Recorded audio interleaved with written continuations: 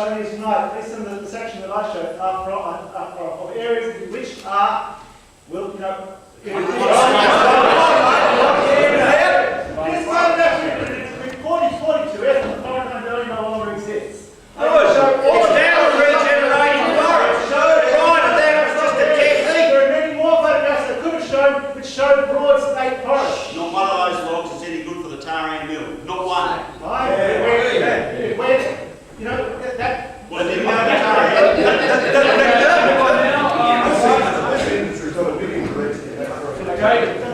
So I've got one here, then you sir, and then you and back here. I think it's ignored.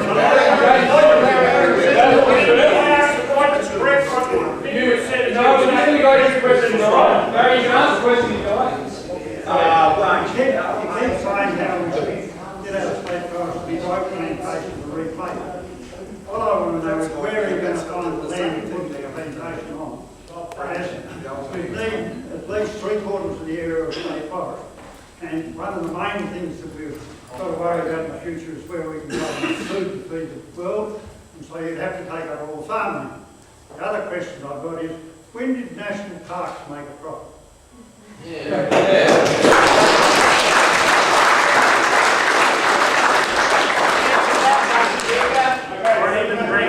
Plantations, we think there's enough in the ground already. There's been substantial.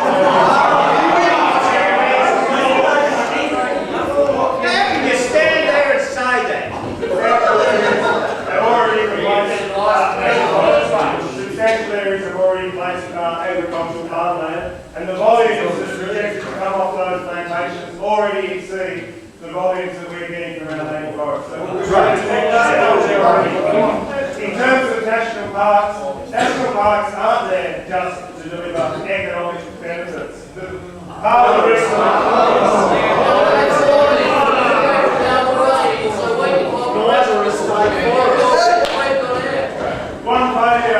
one failure of our economic system is that it actually doesn't put a dollar value on the environmental services.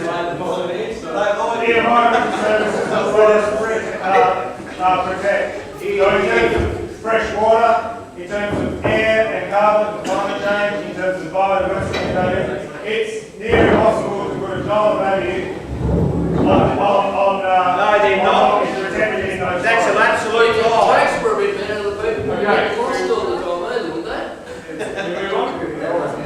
Finish that question. You sir? Can you explain to me how diminished forest in its life that has about 400 trees per hectare can be locking up and storing as much carbon as a new, growing, thriving forest with 12 to 1500 trees per hectare with a mantle base many times greater than that forest that is basically dying, it's stalling out and stagnant. How can you tell me that that is storing more carbon than a thriving, growing forest? It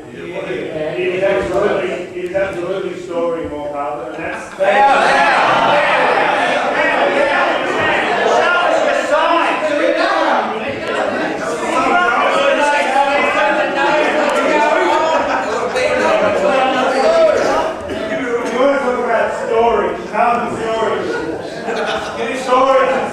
carbon stored is not only in the forest and the size of the trees, the branches, Information, I'll point out a few facts. Rob Blaker, as a scientist, you're a great photographer and they're beautiful. There's not a person in the room that didn't appreciate photography, but you're wrong. You're wrong in the fact that the tallest eucalypt is not up in the blue tiers where Leslie's probably told you. The tallest eucalypt and the biggest in volume in the Arle Valley.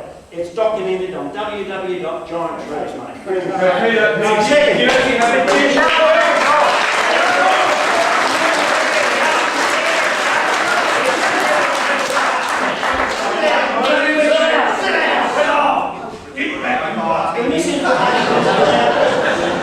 Jenny came to Smith Plains and she's probably correct that there's 80 to 100 members of the West London protection work. I've got to tell you, 50 or 60 of those people have been grossly misled.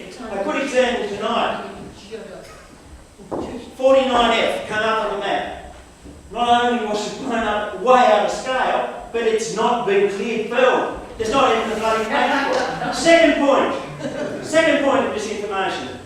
Wedge-tail eagle's nest. There is not a wedge-tail eagle nest registered on the West Wellington. Jenny, if there is, you go to the Pee-wee tomorrow and you register it, lady, because it's important. That's true for you, too.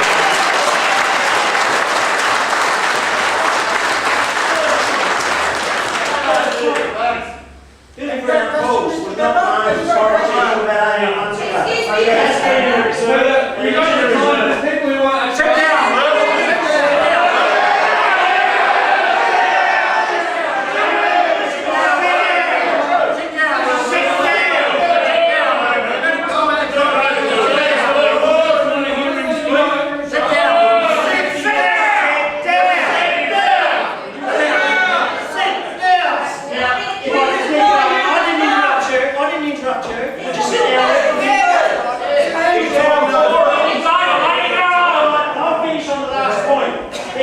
Oh mate, Cobbery said you're going to be out of work. I've got to tell you, the lady's gone into the man with his fly undone. He's not to be trusted.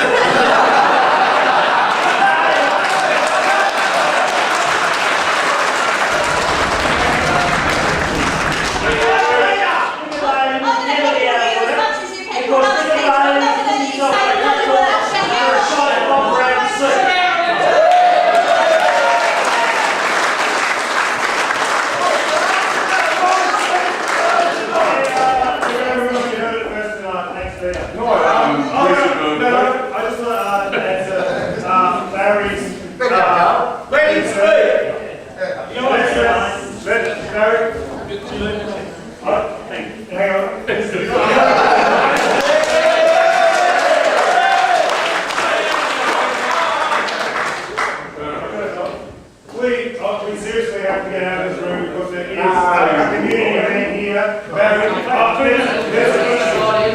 Can we give Barry 2 minutes? Barry. Then we ask that everybody really files out in an orderly manner. We let the community troop in to do their work, their rehearsals. Let's convene again with more time and do this properly.